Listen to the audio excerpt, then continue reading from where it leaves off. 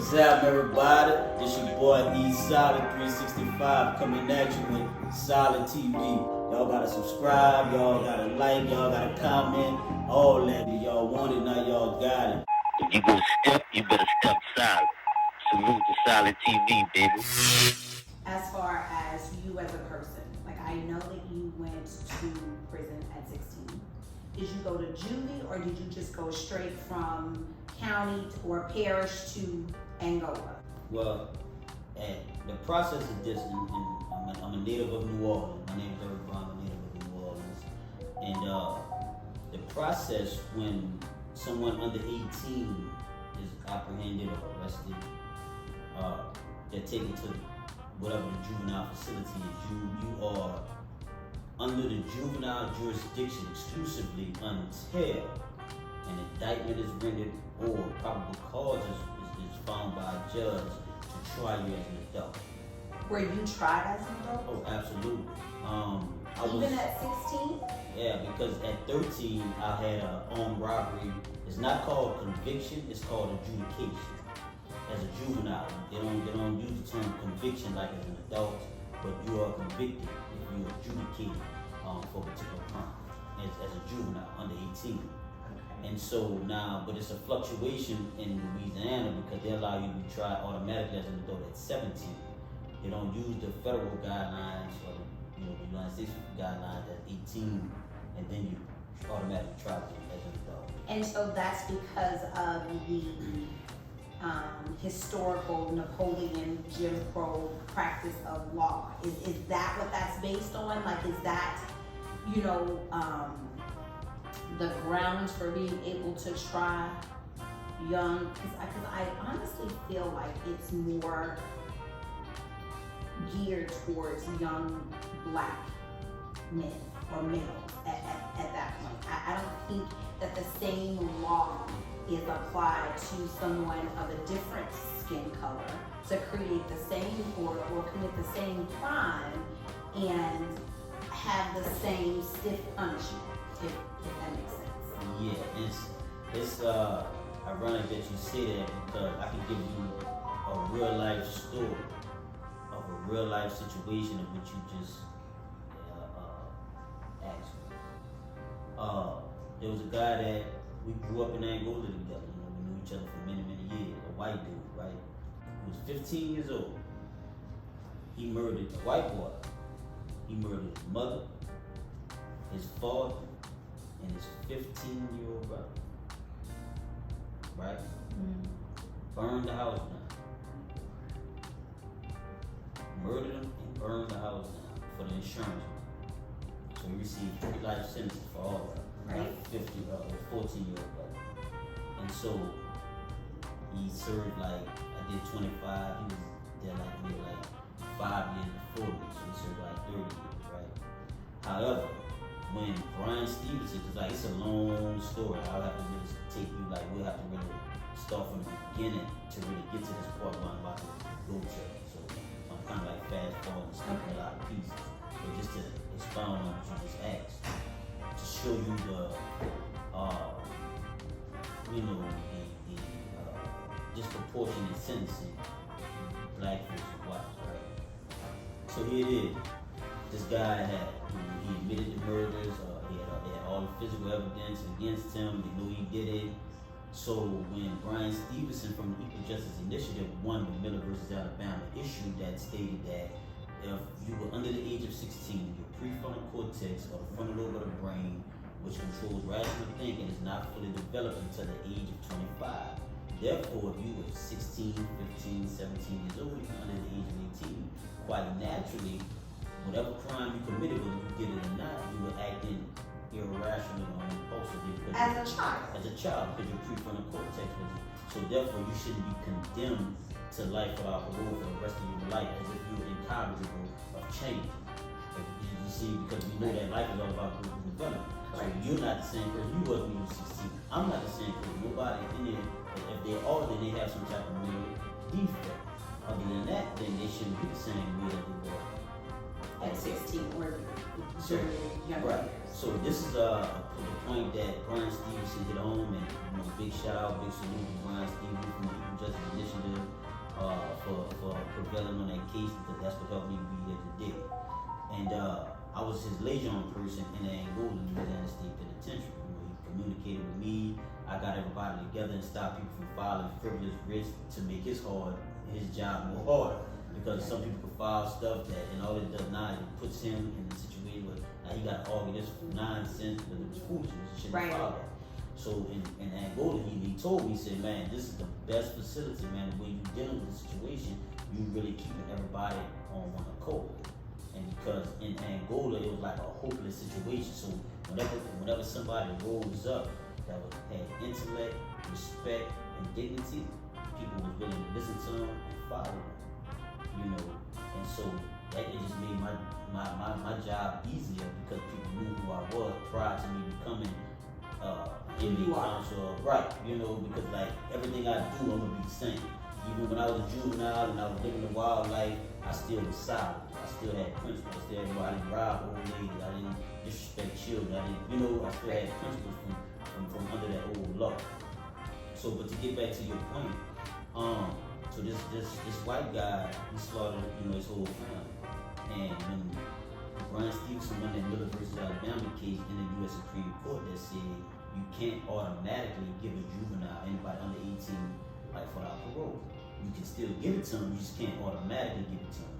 So all of us in Louisiana who are under the age of 18 that received automatic life sentences because there was no other option for the judge. Once they found us guilty at that trial, no matter how old we were, the judge had no other option to give us life without parole. Not life with parole because there was no such thing.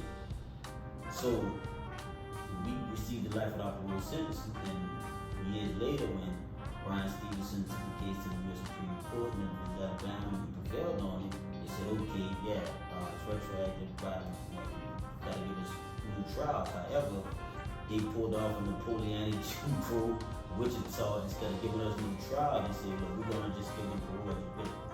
So we allowed that. So I was adamant against that because the law clearly said that you only can be sentenced under the law that was in effect at the time of the crime. So it can be 20 years, 30 years, 40 years, 50 years later. If your conviction is overturned, they can't apply any new laws against you. They only could apply the law that was in effect at the time of the crime. But yet, I'm out on parole under a new law that was not in effect at the time of my sentence. Because they write the rules as they go. And the law clearly, judicial estoppel. There's a term called judicial estoppel in law. Judicial estoppel prevents a prosecutor from presenting a case one way and winning on that case. And then in your case, presenting it another way and winning on it just to get a conviction. You can't flip-flop on the law. The law only has to be one way. Okay. Right? That makes sense. Right. And so anyway, this particular guy, to sum it up, this particular Caucasian guy, and I got to meet him, you know, like I said, I know him, I used to work out with him on the iron and stuff, real cool. You know, so not just being judgmental or whatever he did as a juvenile or whatever, you know, he was an adult and I know him and stuff like that. So I could see that, you know, he was not that same person. So I'm glad that he was released. You know, I would never feel like, hey, that he should stay in prison or nothing like that. I can't feel like that. You know, I still feel like I'm right. Yeah. So, but the disparity, what they did was that they gave me life with parole eligibility and gave him a number of sentence, but he was able to be automatically released. I mean, even over the objection of the family, even the and family. So they had hardcore proof that he did it. And in your case, they had no nothing. murder weapon, no eyewitness, but because the victim was a Caucasian drug dealer.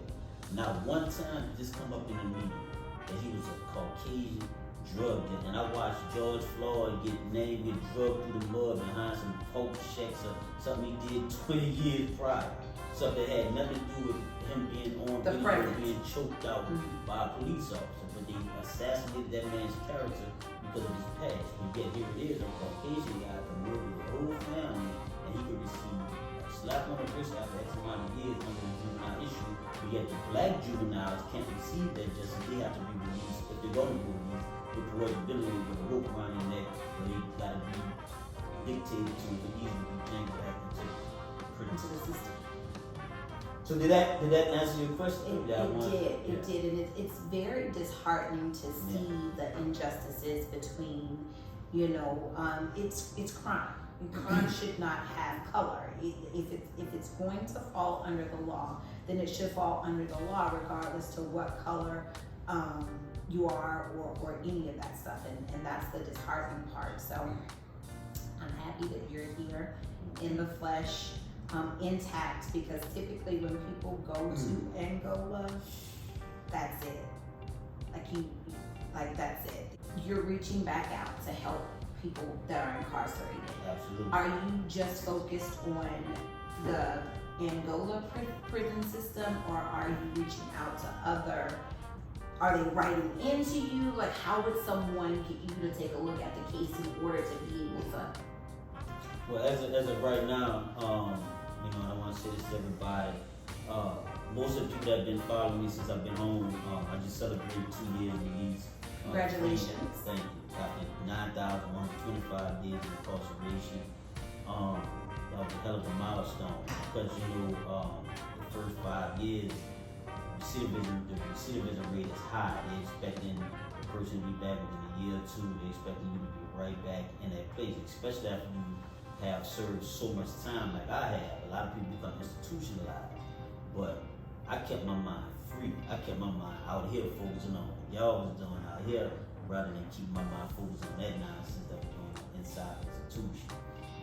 And just the fact that I'm just not the type of person, I knew that I was better than just being an inmate number 36817 from Michigan, Chicago, York, Atlanta, Florida, California, multiple different institutions, and it be wives, mothers, daughters that see my story, hear about me, and they reach out for advice about how to deal with their loved one, what can they loved one do.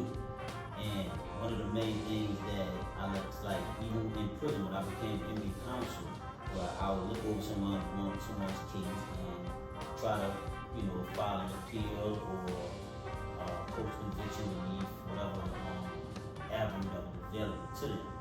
And sometimes we had to be real creative because the law, especially in Louisiana, it was so, it crosses over. They'll make one law and then overlap this, and it was really confusing. That's why it was all about comprehension. Right. And I was just blessed with the gift of comprehension.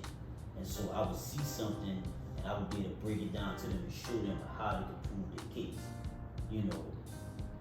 And so my specialty is because my actual heart at, because when I was a child, I grew up in Angola, the blood prison in America. So the brothers there, we really That's built camaraderie. Right. I know some of them more than I know my own blood family out here. We